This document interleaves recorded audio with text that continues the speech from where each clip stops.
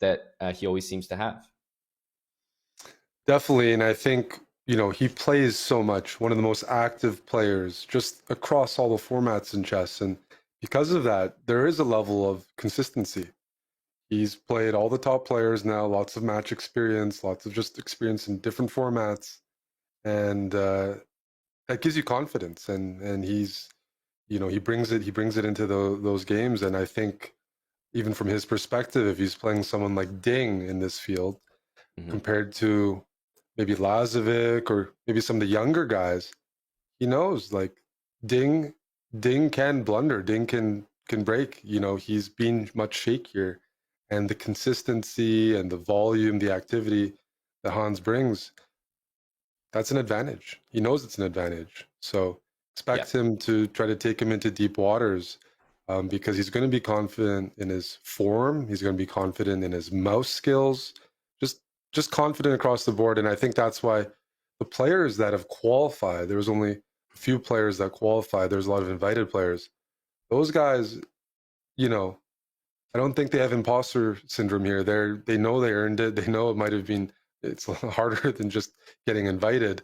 Like they had to run through the gauntlet to get here, and Hmm. um, should bode well in terms of feeling comfortable, feeling warmed up.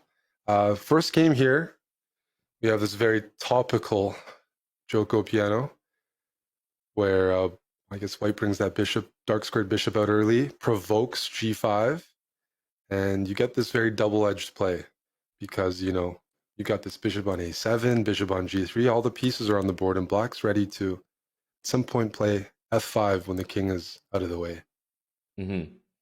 Yeah, the F pawn, and especially this move knight h7, definitely indicates that. You see a lot of maneuvering when it comes to this opening, but I will say it's always been an opening, Eric, that has felt to me like it's quite dangerous looking, but I'm not sure if that's what it feels like to play against at this level for these guys. But for me, and I think for most of the people watching, seeing h5, seeing g5 on the board, and being forced to play a move like h4 here, you got that piercing bishop on a7, and it feels scary. It definitely is scary. Just these days, players are always looking for imbalances.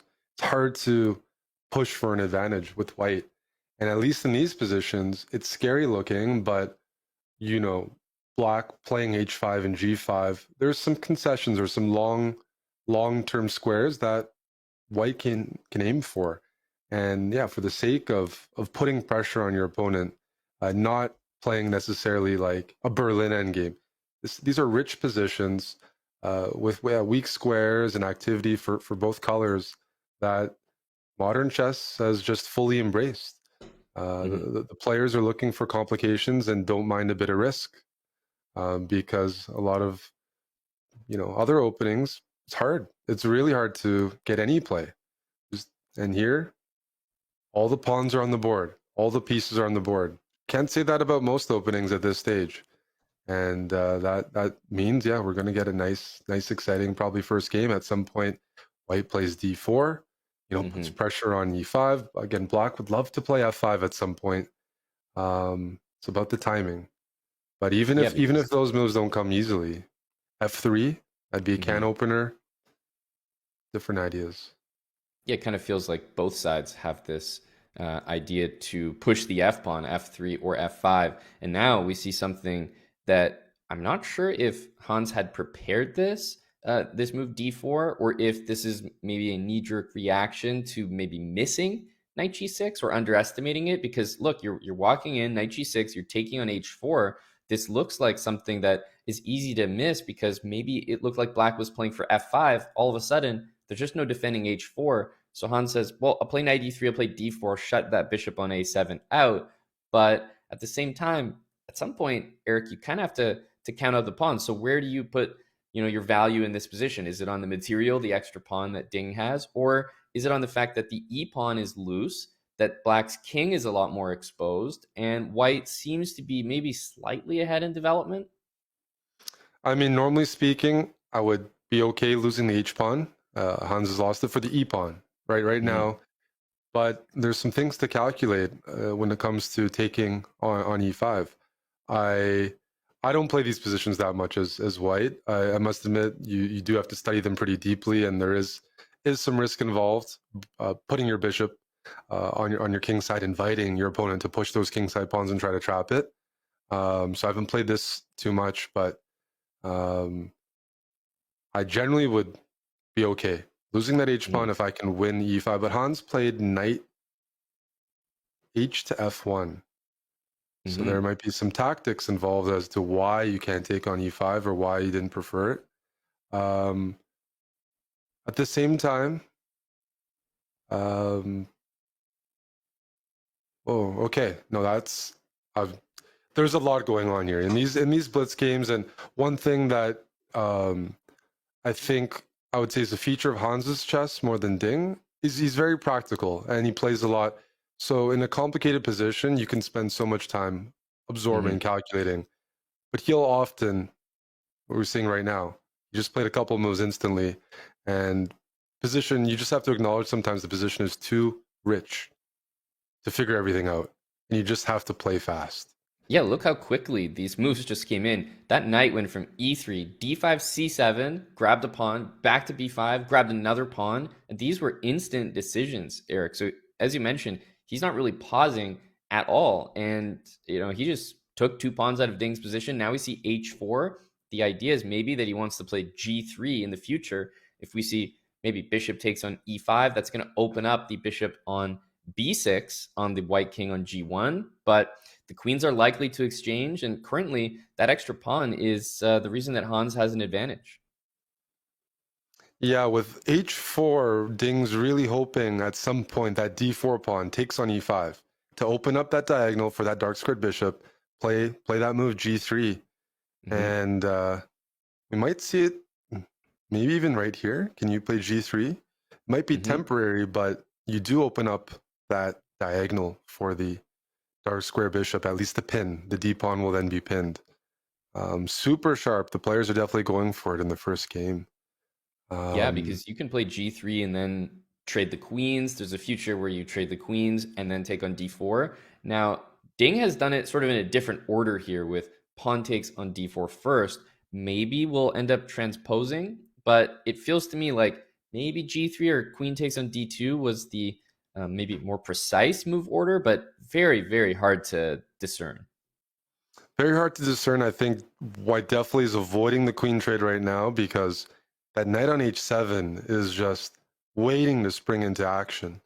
And so that would just accelerate that process, that knight getting to g5. Even if the queen's off the board, doesn't mean black doesn't have tactical ideas with that h pawn, that g pawn, very close to white's king. So I expect the tension to maintain Hmm. and Hans to try to delay that as much as possible. And we see it right now, knight b3. Again, black can play g3, but in all these moments, that dark squared bishop is hanging. So black would love to play g3 while maintaining that dark squared bishop. And here, let's say you play bishop a7, maybe the knight just chases it from knight b5. Okay, so yeah, bishop Hmm. e5. Getting rid of the dark squared bishop will at least make things a lot easier for Hans. There's no risk of his bishop being trapped on h2, no more pin.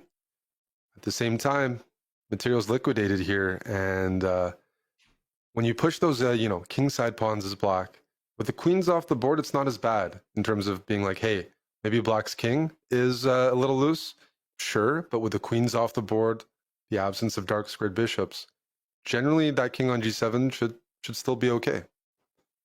Yeah, and the move knight f5 looks like a great move in general, but the bishop on c4 was hanging. So couldn't just commit with knight f5 and taking the h pawn.